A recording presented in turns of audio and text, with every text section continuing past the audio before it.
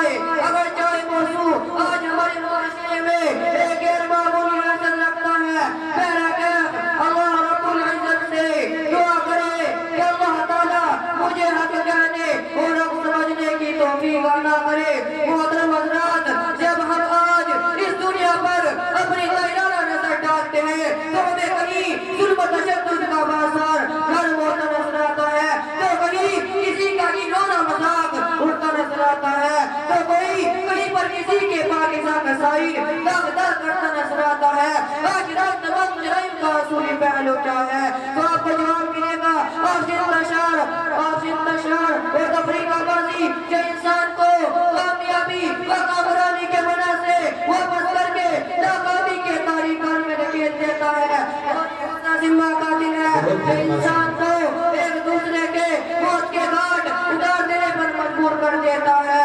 لہذا آپسی تفریقہ بازی سے اپنے نقصان تحرز کیا جائے، کیونکہ آپسی تشاجر اور حسد کو حدیث کے نظریے میں سب سے بدترین عمل بتایا گیا ہے۔ مسلمانوں، خدا کی قسم یاد رکھو، دنیا میں جس قوم نے بھی اپنے اندر بغض و عداوت اور حسد و کینہ کو جنم دیا، وہ قوم کبھی بھی ارتقائی کی منزل کو نہیں پہنچ پائی۔ آج ہمارا حال یہ ہے کہ ہم مسلمان اسی آپسی تشاجر جیسے امراض کے اندر مبتلا ہے۔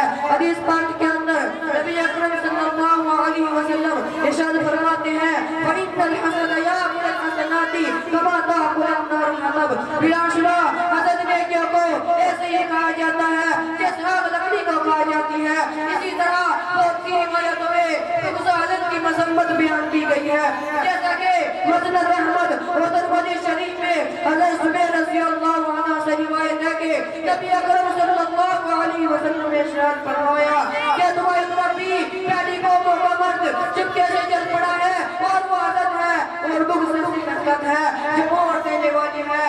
میں نہیں کہتا کہ وہ بالوں کو موڑتی ہے، ولیکن تعلق الدین بلکہ دین کو موڑ دیتی ہے۔ لیکن ہمیں مسلمانوں کی بدقدرتی پر افسوس آتا ہے۔ کل ہی مسلمان آپسی اتحاد و اتفاق کے بندروں سے منظم ہو کر مار کے آرائی کے لیے ہمیں وقت شمشیر پر ہاتھا لے کر جاگ جو بند کرتا تھا، لیکن وہی مسلمان آج حضر بغض اور ناجاکی جیسا سمہ قادر کا شکار ہو کر آج ایک دوسرے کا خون کے پیاسا نظر آتا ہے۔ اگر ہمیں کسی مسلمان بھائی سے تھوڑی سی اختلافی بات ہو جاتی ہے تو ہم ان سے مہینہ اور سالوں بات نہیں کرتے ہیں، جبکہ حدیث میں آپ صلی اللہ علیہ وسلم کا ارشاد ایسے اشخاص کو جہنمی ہونے کی خبر دیتا ہے۔ ابو داؤد شریف کی روایت میں ہے، حضرت ابو ہریرہ رضی اللہ عنہ سے روایت ہے کہ نبی اکرم صلی اللہ علیہ وسلم نے ارشاد فرمایا جائز نہیں کسی مسلمان کے لیے یہ کہ الگ رہے اپنے مسلمان بھائی سے زندگی سے زیادہ، اور جو شخص زندگی سے زیادہ الگ رہا اور اسی حالت میں مر گیا تو اس کا ٹھکانہ جہنم ہوگا۔